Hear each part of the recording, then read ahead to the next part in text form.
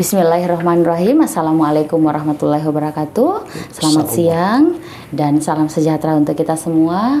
Hari ini terima kasih penonton setiap podcast Blam Corner dimanapun Anda berada, yang masih setia berada di layar handphone Anda, di layar kaca Anda untuk menonton video-video podcast dari podcast Blam Corner. Sejatinya kami mengundang beliau tepat di tanggal ulang tahun Gerakan Pramuka, yaitu tanggal 14 Agustus 2023. Namun karena kesibukan beliau, kami baru sempat mengundang di bulan September ini, padat jadwal acaranya, jadinya beliau bisa hadir di tempat ini di bulan September. Dan hari ini kita membahas tentang peran Gerakan Pramuka dalam mewujudkan moderasi beragama. Namun sebelum kita berbincang panjang lebar tentang Gerakan Pramuka, kita sapa dulu narasumber kita hari ini. Assalamualaikum, Pak. Waalaikumsalam warahmatullahi wabarakatuh.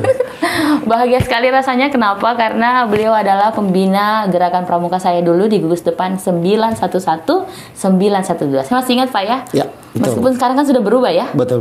Dari gugus depan 911 912 sekarang jadi berapa? 02 043 02 044. Padahal dulu kami itu punya yel-yel banyak tentang 911 912. Betul.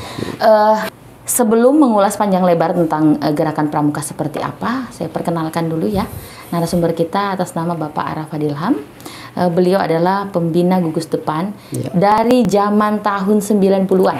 Ya, beliau wajahnya tidak berubah. Wajahnya tidak berubah, meskipun rambut sudah ada yang putih, tapi wajah tidak berubah, Masya Allah. Saya bacakan dulu ya, Pak ya. Ini ada riwayat Gerakan Pramuka beliau, yaitu menjadi pembina gugus depan tahun 90-an sampai sekarang. Pasti yang pernah dibina oleh Bapak atau Kanda Arfa tahu beliau. Terus menjadi pengurus Kuaran tahun 2017 sampai sekarang. Kemudian menjadi andalan Kuarcap tahun 2014 sampai 2019. Kemudian menjadi pengurus Pusdiklat Cap 2014 sampai sekarang, dan menjadi pengurus Pusdiklatda 2018 sampai dengan sekarang. Beliau sudah banyak melahirkan generasi-generasi muda yang tangguh, dan saya pun termasuk bimbingan dari beliau, dan yang pertama kali menemukan bakat saya menjadi protokol, menjadi host, menjadi pembawa acara adalah Kanda Arafah. Masya Allah. Kita berhadapan, doa. Baik, sekarang kita berbicara tentang peran Gerakan Pramuka dalam mewujudkan moderasi beragama. Menurut Kanda Arafah, kaitannya Gerakan Pramuka dengan moderasi beragama itu, menurut pandangan Kanda itu seperti apa? Baik, terima kasih. Assalamualaikum warahmatullahi wabarakatuh. Dan salam Pramuka. Alhamdulillah wa syukurillah wala haula wala quwata illa billah. Pertama-tama patut kiranya kita memanjatkan puja dan puji syukur kepada Allah Subhanahu wa taala, di mana pada kesempatan yang berbahagia ini kita berkumpul di tempat ini untuk bersama-sama membicarakan hubungan antara Gerakan Pramuka dan moderasi beragama. Moderasi adalah salah satu cara pandang kita, sikap kita berperilaku terhadap agama, bagaimana seharusnya yang kita lakukan terhadap agama yang lain. Kalau kita garis bawahi bahwa ada beberapa indikator yang ada dalam moderasi beragama ini, antara lain adalah adanya jiwa kebangsaan, kemudian ada rasa toleransi, kemudian ada anti atas kekerasan, dan ada juga kita sangat respect terhadap budaya lokal yang ada. Nah, dari semua yang ada ini, kita bukanlah hal yang baru sebenarnya. Dulu itu dikatakan toleransi beragama, tetapi akhir-akhir ini dikatakan moderasi beragama. Nah, di dalam pemikiran saya ada satu gambaran bahwa kenapa muncul moderasi beragama ini. Apakah ada hal-hal sesuatu yang membahayakan negara sehingga dimunculkan moderasi beragama ini? Tadi saya katakan bahwa moderasi beragama itu adalah menumbuhkan rasa berbangsa, Berarti ada sesuatu yang terjadi. Apakah rasa kebangsaan kita, rasa memiliki negara ini begitu terkikis? Betul. Kemudian kita seakan-akan memperkuat sekarang toleransi. Berarti ada sesuatu pemisah antara agama yang lain dengan agama kita. Ada sesuatu yang kurang toleransi kita dengan agama yang lain. Sehingga dengan munculnya moderasi beragama ini, kita berharap bahwa toleransi beragama itu kembali dieratkan sehingga persatuan dan kesatuan demi negara kita ini dapat kita wujudkan. Kemudian adanya berbagai macam kekerasan yang terjadi ke generasi muda kita atau antar agama, sehingga moderasi beragama ini dimunculkan untuk mengcover kekerasan yang ada. Kemudian yang terakhir saya katakan tadi, adanya budaya lokal. Budaya lokal ini adalah salah satu penopang untuk tumbuhnya budaya nasional. Kita tidak bisa mengikis adanya budaya lokal yang ada, tetapi justru kita harus melestarikan apa yang telah dimiliki oleh daerah-daerah yang ada di Indonesia ini. Nah, dalam hubungannya dengan gerakan Pramuka sangat-sangat mendalam. Pramuka sudah memberikan masukan yang lebih dari moderasi beragama ini. Pramuka mengenal namanya Trisatya dan Dasadharma. Pramuka juga mengenal prinsip dasar, karena pondasi dari gerakan Pramuka itu dinamakan prinsip dasar. Ada 4 di situ. Yang pertama adalah iman dan takwa kepada Tuhan Yang Maha Esa. Nah, moderasi beragama juga ingin memperkuat, memperkokoh keagamaan atau agama-agama yang ada di Indonesia ini. Yang kedua adalah prinsip dasar yang kedua adalah Pramuka itu peduli terhadap bangsa dan negara, peduli sesamanya dan peduli kepada alam seisinya. Nah, ini bagian dari moderasi beragama. Kita peduli terhadap negara, kita peduli terhadap saudara-saudara kita, sehingga Pramuka itu memunculkan toleransi.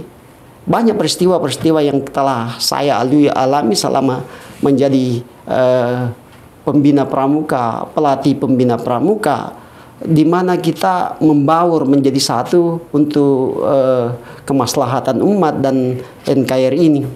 Jadi banyak cerita nanti akan saya sampaikan kepada pemirsa sekalian bahwa pengalaman-pengalaman saya dalam membina adik-adik maupun pembina yang saya bina itu 1001 macam cerita yang terpatri dalam diri saya. Termasuk saya. Iya, termasuk ada Kakak Risma. Saya tidak katakan ada Risma sekarang karena dalam Pramuka itu hanya 2 panggilan. Kalau dia adalah peserta didik berarti dia adalah seorang adik. Kalau dia adalah seorang pembina atau pelatih maka panggilannya adalah kakak.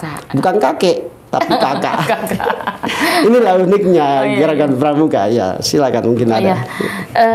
Tadi kita sudah ulas masalah bahwa sejatinya gerakan Pramuka itu sebelum ada moderasi beragama, lebih dulu yang namanya toleransi itu digalakkan di gerakan Pramuka. Betul. Saya rasakan sendiri Pak bahwa kenapa saya menjadi seperti sekarang yang saya tidak mengatakan saya toleransi banget, tapi Masya Allah saya tidak permasalahkan masalah perbedaan itu. Enggak. Dan itu memang betul-betul saya rasakan karena saya dibimbing dulu di organisasi Pramuka. Ya, betul. Itu. Saya rasakan sendiri, ini fakta karena saya 6 bersaudara semua Pramuka. Anak Pramuka. Ya. Dan kita tidak sama sekali dulu kalau cerita pengalaman Pak ya dulu ya, pimpinan regu saya dulu agamanya Kristen.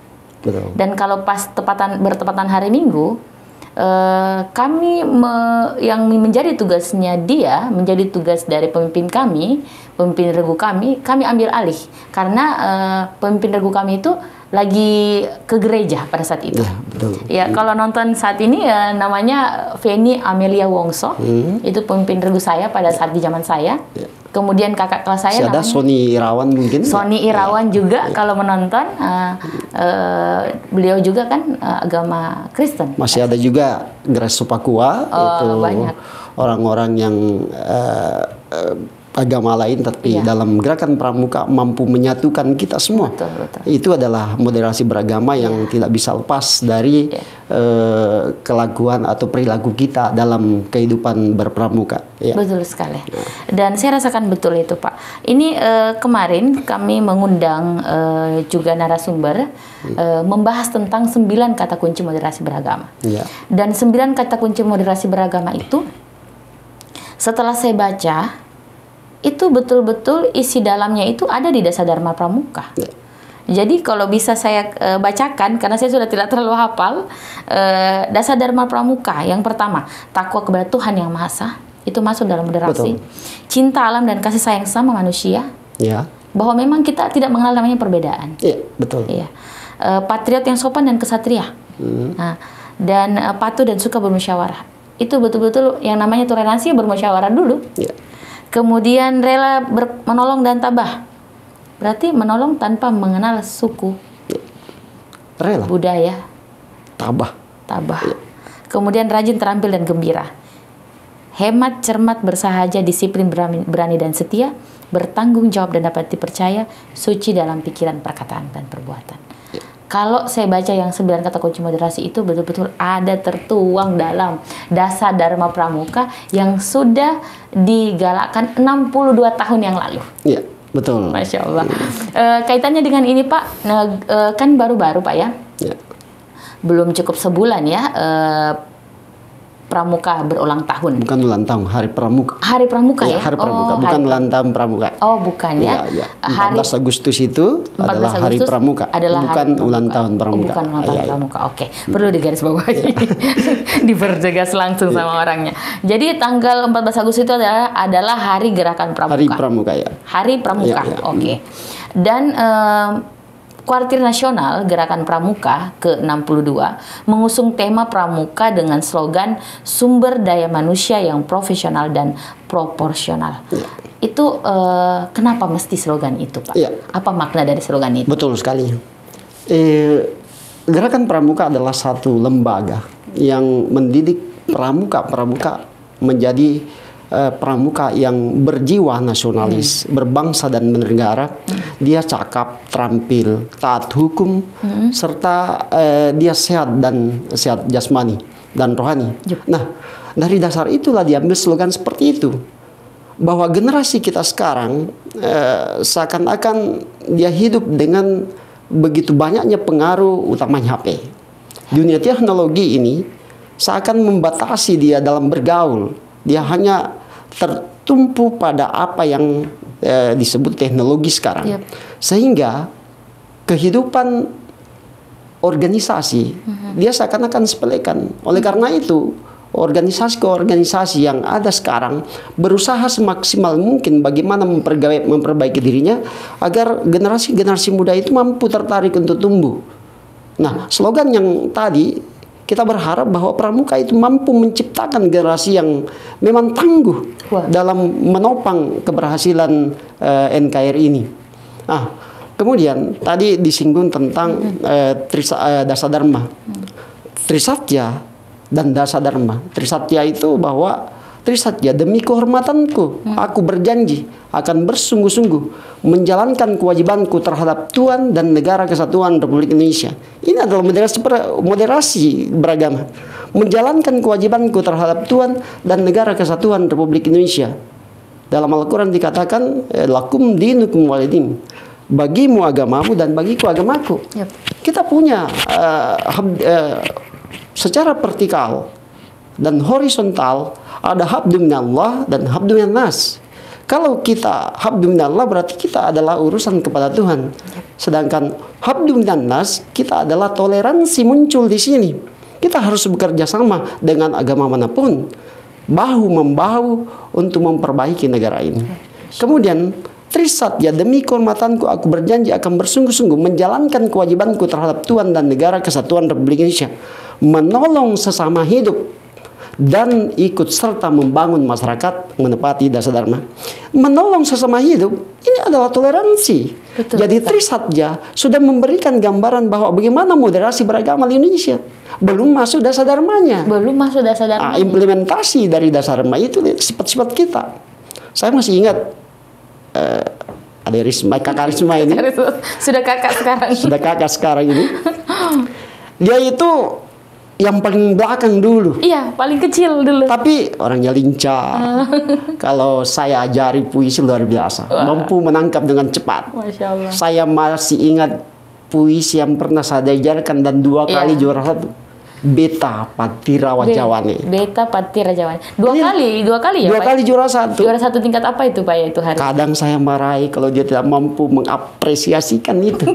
Ya, tapi saya saksikan sendiri kita berlomba di tingkat Sulawesi Selatan ya, Pak, ya? Tingkat Sulawesi Selatan, alhamdulillah juara 1. Ya. Ini menandakan bahwa kita berlomba di sana banyak sekali ragam agama dari adik-adik semua. Kita membaur menjadi satu. Begitu hebatnya pramuka mampu menyatukan semua. Ya, tidak mengenal ras, agama ataupun suku, bangsa dan lain sebagainya. Baru-baru ini dilaksanakan Jambore Dunia di Korea Selatan. Di sana berkumpul 100 lebih negara. Ya, melaksanakan Jambore Dunia. Di situ tidak ada perbedaan. Betul. Kita adalah satu, yaitu pramuka. Ya. Jadi saya rasa Trisatya dan Dasadharma ini sudah memupuk orang-orang, adik-adik pramuka maupun pembina pramuka jadi orang-orang yang sangat memahami tentang moderasi agama. Bahkan mereka sebelumnya itu sudah menjalankan semua itu. Ya, saya kira begitu. Masya Allah. Tadi itu kita bahas tentang saya memang ditemukan pertama kali bakatnya oleh Bapak ya. Jadi saya ingat mengulas kembali tentang Beta Pati Rawajawane itu. Saya dulu orangnya tidak pede karena paling kecil, paling di belakang. Tapi Bapak mampu memotivasi saya bahwa yang paling kecil belum tentu tidak bisa. Pada saat itu Bapak betul-betul memberi saya motivasi, mengajarkan saya begini. Akhirnya jadi Risma yang sekarang. Dan itu betul-betul saya rasakan. Sekarang itu kenapa bisa terjadi begini? Kenapa bisa Risma ada di sini? Karena gerakan pramuka itu. Banyak sekali generasi-generasi teman-teman saya, bahkan kakak-kakak kelas saya itu boleh dikata dalam tanda kutip jadi orang yang tangguh, jadi orang yang sukses melalui gerakan pramuka itu. Betul. Gerakan pramuka mendidik peserta didik untuk mencakap menjalani kehidupan ini. Dia di game time bagaimana dia terampil, tangguh, mentalnya, kemudian attitude-nya, kemudian cara bergaulnya, kemudian bagaimana dia mampu memasak dengan sendiri. Kalau organisasi lain, bukan saya mendiskreditkan, tidak. Tapi di dalam pramuka diajarkan kemandirian. Ada keterampilan hidup yang diberikan kepadanya.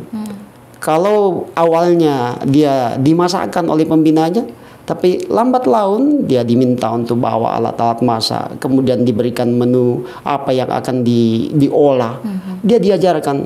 Pernah saya katakan kepada adik-adik yang memasak, apapun yang kau masak sekarang silakan makan, karena itu adalah hasil karyamu.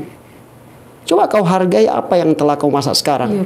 Apakah itu mentah atau hangat? Silakan cicipi. Saya pernah makan. Dari situlah kamu belajar bahwa hari ini saya masak mentah, hangus, tapi insya Allah besok akan berubah menjadi bagus. Jadi kita memulai dari sesuatu yang kecil menjadi besar. Tidak pernah kita langsung baik. Pasti melalui proses.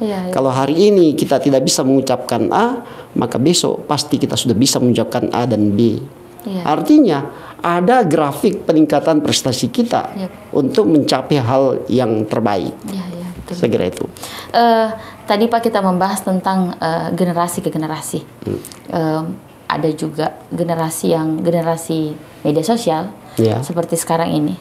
Sepanjang perjalanan kakak mendidik anak-anak pramuka sejak tahun 90-an ya, pasti ada perubahan karakter. Perbedaan setiap generasi anak-anak yang Kanda didik. Bagaimana cara kakak menghadapi perubahan itu? Perubahan karakter. Yang dulunya tidak pegang handphone, yang dulunya tidak terlalu patutuai, sekarang sudah mulai gampang berbicara atau mengkritik. Itu bagaimana Kanda menghadapi anak-anak seperti itu untuk mencapai tujuan dasar Dharma dan Trisatya? Iya. Satu pertanyaan yang bagus, menggelitik juga. Karena begini, pramuka dulu, saya katakan pramuka dulu, dengan munculnya revitalisasi gerakan pramuka tahun 2010 mungkin, itu berbeda dalam hal kurikulumnya. Ya. Kalau kurikulum pramuka dulu itu yang pertama digembleng pada seorang pramuka adalah fisiknya. Sehingga dulu terlambat gengkreng. Kemudian merayap, jalan jongkok. Itu dulu. Iya. Nah, seiring dengan bergesernya waktu, terjadi dekadensi moral peserta didik. Terkadang kita kerasi, besoknya tidak di latihan. Maka revitalisasi gerakan pramuka membentuk kurikulum baru. Di mana di dalam kurikulum baru itu ada 5 ranah kecerdasan yang harus dibentuk pada diri seorang pramuka. Apa itu? Spiritualnya dulu. Kemudian emosionalnya. Kemudian sosialnya. Kemudian intelektualnya dan fisik yang biasa disebut sesosip. Kenapa harus spiritualnya? Berarti sebelum revitalisasi gerakan pramuka ini ada sedikit pergeseran nilai, pergeseran karakter peserta didik, ada dekadensi moral. Jadi perilaku peserta didik itu sudah tidak mencerminkan lagi seorang berakhlak yang bagus, sehingga perlu dirubah kurikulumnya ini. Jadi yang pertama digembleng adalah bagaimana spiritualnya, agamanya, akhlaknya, sehingga pramuka itu bukan membentuk mereka juara dalam setiap lomba, tidak sama sekali. Tetapi lomba itu adalah jalan untuk mencapai tujuan. Ada pendidikan, alat untuk mencapai tujuan. Jangan bangga dengan juara 1. Bukan itu. Tetapi kalau punya karakter, punya spiritual yang bagus, nilai sosial yang bagus, lalu juara 1, itulah yang sebenarnya. Tetapi ingat bahwa pramuka itu bukan untuk juara 1 dalam setiap lomba, tetapi bagaimana dia mampu merubah watak dan karakternya. Itu adalah ending kegiatan kita. Ending pencapaian hasil yang harus dicapai adalah seorang pramuka adalah pembentukan karakternya. Tadi saya katakan bahwa spiritualnya, emosionalnya, bagaimana dia menghadapi sesuatu dengan baik. Baru menghadapi orang lain dalam satu pertemuan sudah down mentalnya. Jadi kita mengajak bermain sambil belajar. Jadi pramuka itu harus dilatih bagaimana dia mampu belajar, bermain, menyenangkan dan menantang. Ini memang dia inginkan. Bagaimana dia materi itu mampu masuk dalam pemikirannya dengan pola pembelajaran yang menarik, menantang dan menyenangkan dan mengandung nilai pendidikan. Kemudian ada nilai sosialnya. Ingat, saya kembali lagi di moderasi beragama. Sesosip, sosial yang ranah kecerdasan yang ketiga yang harus digembleng pada seorang pramuka adalah sosialnya, rasa kesamaannya, kebersamaannya dalam perkemahan misalnya. Di dalam tenda dia harus berbagi. Kalau saya punya makanan roti, maka saya harus bagi 8 dengan teman-teman saya. Ada nilai sosialnya. Ada temannya sakit, harus dia kunjungi. Ada orang tuanya, temannya sakit, dia harus kunjungi. Kita tanamkan nilai sosial yang ada pada diri seorang pramuka. Kemudian ada intelektualnya. Inilah kenapa menjadi ranah keempat, ya. Jadi attitude-nya dulu digembleng, kemudian intelektualnya. Bagaimana, apa gunanya intelektual yang bagus sementara dia tidak punya perilaku yang bagus. Setelah intelektual ini menjadi satu kecerdasan baginya, maka fisiklah yang terakhir. Jadi dulu itu fisiknya dulu. Sehingga setiap kali terlambat temannya, cambul lagi dia. Kau terlambat, kering, merayap. Ini karena fisiknya memang. Tapi saat ini bukan fisik. Fisik adalah ranah kecerdasan terakhir yang harus digembleng pada seorang pramuka. Tapi bukan berarti fisik itu lemah. Tidak. Bagaimana kita menggembleng dia menjadi seorang pramuka yang tangguh dan dapat bersaing dengan pramuka lainnya. Berarti cara didiknya itu disesuaikan dengan zaman. Ya, betul. Menyesuaikan zaman. Pramuka itu kontemporer. Ya. Dia lahir dari suatu zaman ke zaman dan bisa menyesuaikan diri. Jadi kalau tahun lalu berbeda dengan tahun ini, maka kita jalan dengan tahun ini tanpa merusak kode etik Trisatya dan Dasadharma. Betul sekali. Tadi berdasarkan penjabaran Bapak tentang bagaimana cara mendidik dari generasi ke generasi tentang perubahan zaman, mengenai perubahan zaman itu, kalau saya lihat kenapa ya gerakan pramuka itu cenderung kegiatannya itu ke alam? Iya. Dalam metode pembelajaran kepramukaan kita ada 8 sebenarnya. Salah satu di antaranya adalah alam terbuka. Apakah alergi dengan indoor? Tidak sama sekali. Tetapi kenapa harus ke alam? Jadi pramuka itu ruang belajarnya itu di alam terbuka. Alam ini banyak sekali ilmu. Alam ini adalah buku yang tidak pernah habis untuk dibaca. Insya Allah. Coba, apa yang kita cari, ilmu apa yang kita cari, semuanya ada di alam. Oleh karena itu, saya masih ingat kamu di Tadeang. Saya dudukkan kamu di pinggir sungai. Iya, betul. Ambil pulpen, ambil kertas, kemudian keluarkan inspirasi membuat suatu puisi, sebuah puisi. Disuruh buat puisi. Dengan caramu sendiri sambil mendengar gemercik air sungai, kemudian mendengar bunyi suara-suara burung, kemudian ada bulan bersinar, muncullah inspirasi di situ. Di situ sudah banyak pembelajaran kita lihat. Oleh karena itu dikatakan bahwa pramuka itu ke alam karena alam ini adalah buku yang tidak pernah habis untuk dibaca. Nilai sosialnya juga di alam terbuka. Tadi saya katakan bahwa pada saat dia berkemah ada pembelajaran nilai sosial yang ada di situ. Kita juga terkadang melaksanakan salat 5 waktu di lapangan terbuka, supaya kita merasakan bahwa dan itu Allah Maha Kuasa dan Allah Maha Kuasa, kita berada di bawah alamnya yang begitu luas dengan bermacam-macam kehidupan yang ada di dalam. Oleh karena itu pramuka sangat senang jika dia belajar di luar atau di alam terbuka. Itu adalah pelajaran yang tidak pernah habis untuk dibaca. Ternyata tujuan dari kenapa pramuka itu sering melaksanakan kegiatan di alam terbuka karena ternyata filosofinya memang karena alam itu adalah buku yang tidak habis untuk dibaca. Masya Allah. Kemudian apa yang penting dan harus dibekali kepada anggota pramuka, khususnya peserta didik, agar tetap eksis di era seperti sekarang ini yang sudah modern sekali? Pramuka sekarang mau tak mau harus menyesuaikan diri dengan kehidupan sekarang. Kalau dulu dia seakan-akan alergi, bahkan belum tahu mengenal tentang bagaimana itu HP, bagaimana itu laptop.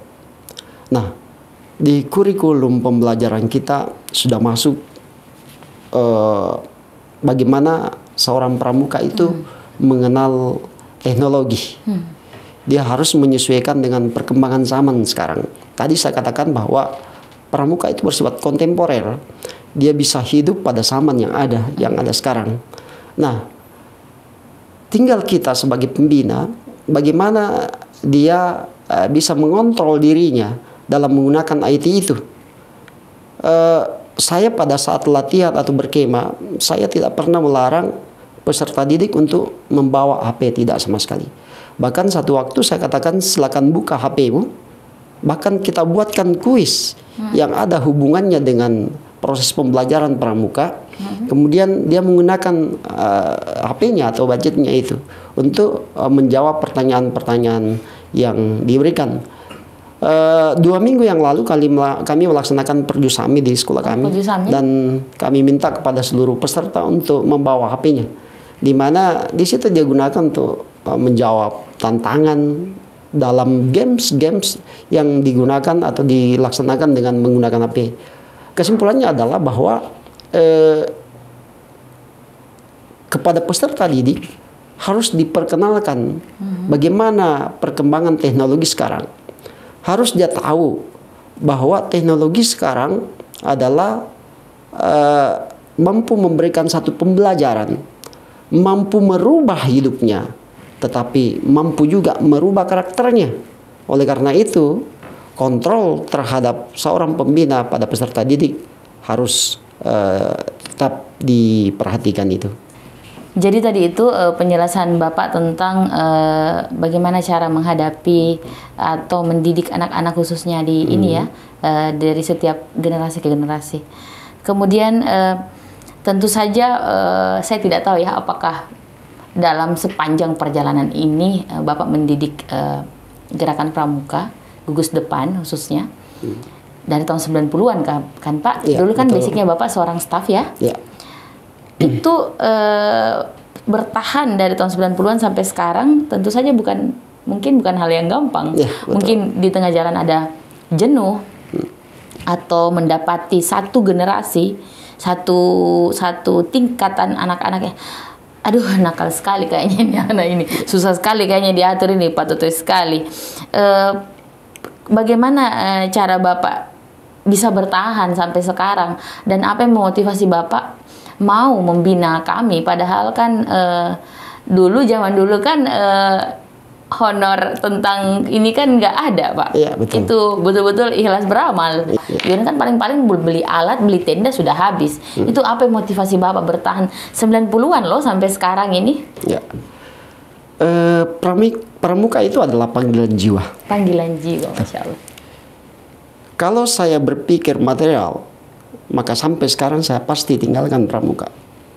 Tapi jiwa saya, ketenangan jiwa saya, jika bersama dengan adik-adik di alam terbuka itu tidak bisa dibayar. Itu mahal sekali. Tidak bisa Tidak bisa, Mbak, tidak bisa dinilai dengan uang. Dinilai dengan uang ya. Saya membina pramuka, saya jadi PNS pada umur 19 tahun. Yep. Satu pemuda yang kalau dipikir adalah terlalu cepat menjadi PNS. Oh, 18 tahun Pak ya? 19 tahun saya. Oh, 19 tahun. Tapi itulah takdir yang harus saya alami. Yep. Dan saya harus jalan. Dan saya ditempatkan di SMP Negeri 25. Dan pada saat itu jiwa muda masih ada pada saya. Bahkan sampai saat ini. Saya ditantang dengan suatu tugas yang diberikan, yaitu menjadi seorang pembina, pembantu pembina saat itu, karena saya masih umur 20 tahun. Ya, status saya sebagai pembantu pembina. Saya dengan Bapak Detran Destawakal MM pada saat itu, almarhum Ibu Asni dan beberapa teman, bagaimana saya berusaha untuk mendirikan satu gugus depan. Yep. Dan alhamdulillah bisa berdiri dengan baik dan anggotanya juga bagus. Karena adik-adik pada saat itu tidak patuh-tuai lah istilahnya seperti saat ini. Artinya dia patuh dan taat pada aturan yang ada masa-masa dulu. Bukan berarti masa sekarang tidak begitu, masih juga. Oh, iya. Nah, sejalan dengan berjalannya waktu, saya sampai saat ini. Status saya sebagai pembina dan pelatih pembina. Kalau dulu pembina, saya hanya menghadapi peserta didik seperti karisma dulu. Hanya menghadapi seperti itu. Tapi setelah itu saya mengambil pendidikan kepramukaan sampai akhir pendidikan saya di Semarang. Dan saya menjadi seorang pelatih pembina pramuka. Berarti saya bisa membina orang yang dewasa. Karena status saya pelatih. Perbedaannya antara pembina dan pelatih adalah kalau pelatih itu sudah jelas dia adalah pembina. Karena dia bisa menghadapi para pembina dengan peserta didik. Tetapi kalau pembina hanya statusnya tidak bisa menjadi pelatih kalau tidak melalui jenjang kepelatihan. Yang membuat saya selalu ingin di gerakan pramuka adalah kebersamaan. Nilai kekeluargaan yang tumbuh di situ sangat dalam. Sangat dalam. Saya tidak pernah pikirkan berapa uang yang saya keluarkan untuk itu. Tetapi kalau kita bisa menikmati semua apa yang kita beli bersama, apa kita siapkan bersama, itu adalah satu kepuasan batin yang tidak dimiliki oleh orang lain. Nah, sampai saat ini saya masih eksis di dunia kepramukaan. Saya masih bangga dengan teman-teman pramuka. apakah dia sudah pensiun atau dia masih aktif sekarang, masih bersama saya dalam mengarungi dunia kepramukaan. Kalau biasa juga saya berpikir, apa sih yang saya dapat dari gerakan pramuka ini? Ya, apa sih? Tapi Allah Maha Kuasa. Allah Maha Kuasa. Allah Maha Kuasa.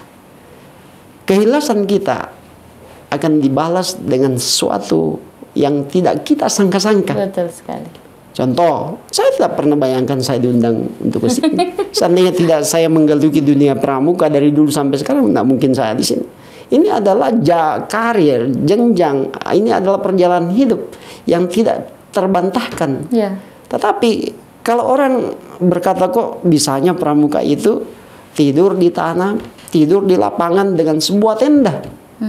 Ada nilai yang diberikan peserta didik di situ. Ya. Dulu waktu saya masih membina karisma ini, saya dulu kan melingkar di tengah-tengah tenda. Betul. Saya katakan, apa yang kau bisa petik dari kegiatan kita malam ini? Kegiatan kita hari ini di mana kita tidur di dalam sebuah tenda. Iya. Kita tidak pernah sangka mungkin bahwa saat kita hidup terus di rumah yang mewah itu atau di kasur yang empuk, tidak. Tapi bagaimana kita merasakan penderitaan orang-orang pramuka itu, merasakan penderitaan orang-orang yang tidak punya rumah, Ya, betul. yang tidak punya kasur. Jadi kita ada rasa empati terhadap orang-orang yang mungkin tidak memiliki sesuatu. Oleh karena itu, berkemah sebenarnya adalah merasakan apa yang dirasakan oleh orang yang tidak punya. Ya. Ya, itu. Betul. Itu salah satu jiwa kemanusiaan muncul, sehingga karena masih terpatri dalam diri saya jiwa pramuka itu, ada panggilan jiwa untuk mendidik peserta didik. Mau tak mau, saya harus turun. Ya, saya kira itu. Perlu saya tambahkan begini. Iya. Seorang pelatih dan pembina pramuka harus punya gugus depan. Oh, gitu. Kenapa demikian? Karena gugus depannya itu adalah laboratorium pengembangan dirinya. Oke. Apa gunanya kita statusnya adalah pembina dan pelatih pramuka kalau tidak ada yang mau dibina? Betul. Oleh karena itu, sekolah yang mempunyai gugus depan, disitulah laboratorium kita sebagai seorang pembina, di mana kita mengembangkan diri, mendekatkan hati kita kepada peserta didik, bagaimana dia bisa dirubah mentalnya, ranah kecerdasannya yang 5 tadi, sesosip, sehingga laboratorium ini bisa mencipta kader-kader generasi-generasi muda yang tangguh dan bisa berkompetisi di dunia yang akan datang. Ya, Masya Allah. saya kira itu. Dan saya pun Pak sampai menjalani gerakan pramuka itu bukan juga sesuatu yang gampang. Kenapa? Karena untuk pergi ke sekolah, untuk pergi latihan di Sabtu Minggu itu perlu perjuangan panjang, teman-teman. Kalau kita ingat Pak, pada saat itu rambut saya panjang, orang tua kan jangan nak panas, nanti hitam, nanti rambutnya rusak. Itu perjuangan panjang itu untuk meminta izin kepada orang tua untuk keluar dari rumah, untuk saya mau latihan sore-sore, jangan nak, sudah masih panas. Jadi saya dulu itu Pak ada akal-akalan dulu. Kalau sahabat saya, sahabat karib saya sekarang Andi Gau Satriana juga menonton, kami tuh ada akal-akalan, jadinya tapi akalan-akalan baik Ji Pak.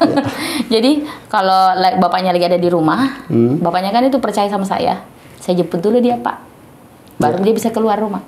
Begitupun saya, kalau bapak saya lagi ada di rumah, nanti ada yang jemput yang namanya Samsinar atau Andi Gau, baru boleh keluar rumah Pak. Tapi dulu itu memang kita semuanya melalui perjuangan, minta-minta izinnya itu loh, keluar dari rumah itu. Sampai akhirnya bisa lolos dan bisa menjadi seperti sekarang. Masya Allah. Memang satu kendala perkembangan kuantitas jumlah pramuka saat ini. Ada image yang mengatakan bahwa pramuka itu satu waktu akan ditinggal. Yep. Yang pertama adalah, salah satu penyebabnya adalah adanya izin dari orang tua. Ya. Jadi kita dulu berikan pengertian pada orang tua bahwa organisasi pramuka itu akan membentuk pribadi mandiri. Itu. Yang kedua, ada rasa was-was orang tua terhadap anaknya untuk mengikuti organisasi. Oleh karena itu, seorang pembina harus meyakinkan bahwa organisasi pramuka itu kembali, saya katakan, mampu membentuk karakternya. Tetapi tidak sedikit orang tua setelah masuk pramuka anaknya, dia mengucapkan terima kasih pada saya. Dia katakan, oh terima kasih Kak Arpa, sejak dia masuk pramuka, dia sudah bisa mencuci bajunya, mencuci sepatunya, sudah bisa membantu saya menyapu, sudah bisa membantu saya cuci piring. Itu indikator, salah satu indikator keberhasilan kita dalam membina. Karena pada saat kita membina mereka, pasti kita sisipkan kata-kata bijak yang harus diingat selalu, yang harus dipraktikkan selalu, bahwa janganlah kau biarkan orang tuamu bekerja sendiri. Bantulah dia sesuai apa yang kau inginkan, apa yang menjadi kemampuanmu dalam membantu orang tua di rumah. Nah, yang kedua yang menyebabkan pramuka itu mungkin akan ditinggal adalah tidak menariknya kegiatannya.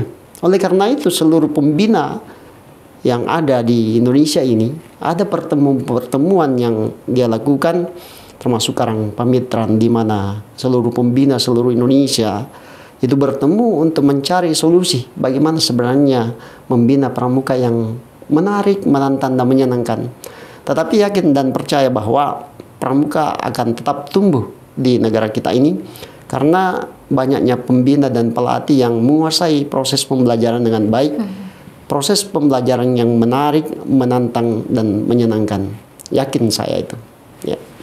Baik sahabat podcast Blam Corner dimanapun Anda berada yang masih setia menonton di layar HP Anda, YouTube, di channel YouTube podcast Blam Corner. Sebagai pertanyaan penutup untuk podcast kita kali ini, Kanda Arafah, untuk memaknai angka 62 tahun Hari Pramuka dalam menciptakan generasi yang tangguh untuk menjaga NKRI itu seperti apa? Ya, pembinaan berjenjang yang dilakukan oleh Gerakan Pramuka memaknai bahwa kita akan membentuk generasi muda yang tangguh. Ya. Kenapa itu harus dilakukan? Karena pemuda adalah pemegang stafet kepemimpinan yang akan datang. Oleh karena itu, peran serta Gerakan Pramuka di sini sangat dibutuhkan.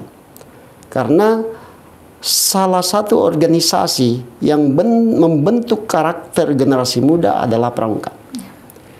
Tadi saya sudah katakan bahwa ranah kecerdasan yang dibangun itu kepada anggota pramuka untuk membentuk dirinya demi NKRI. Kalau dia berbicara tentang NKRI, pramuka selalu di depan. Pramuka selalu berperan aktif. Oleh karena itu, jadilah pramuka yang tangguh dan cakap. Baik sahabat Blam Corner dimanapun Anda berada, terima kasih masih setia menonton. Dan tadi itu pertanyaan terakhir untuk Kanda Arafah. Terima kasih sudah hadir di tempat ini Kanda ya. Dan sebagai penutup sahabat Blam Corner, saya bisa simpulkan sedikit garis besar dari apa tadi yang sudah dijelaskan oleh Kanda kita, bahwa ada 5 ranah kecerdasan.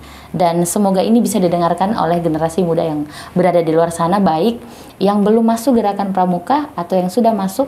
Semoga ini bisa masuk di kepala dan hati kita. Yang pertama yaitu spiritual, yang kedua emosional, yang ketiga sosial, yang keempat intelektual, dan yang kelima fisik. Dan itu biasa disingkat dengan sesosif. Yeah. Adapun prinsip dasar Gerakan Pramuka yaitu ada 4. Yang pertama, iman dan takwa kepada Tuhan Yang Maha Esa. Yang kedua, peduli terhadap bangsa, negara, sesama makhluk, dan alam seisinya. Dan yang ketiga, peduli terhadap diri sendiri. Dan yang keempat, taat pada kode kehormatan. Terima kasih saya ucapkan sekali lagi kepada Kanda Rafa yang sedianya sibuk, tapi beliau masih menyempatkan hadir untuk memenuhi undangan kami terhadap beliau sebagai narasumber untuk mengulas tentang peran gerakan pramuka dalam mewujudkan moderasi beragama. Baik sahabat podcast dimanapun Anda berada, terima kasih sudah setia menonton video-video podcast kami, dan terima kasih banyak Kanda sudah bersedia hadir di tengah-tengah kesibukan Kanda ya yang cukup padat dan baru terwujud di bulan September ini.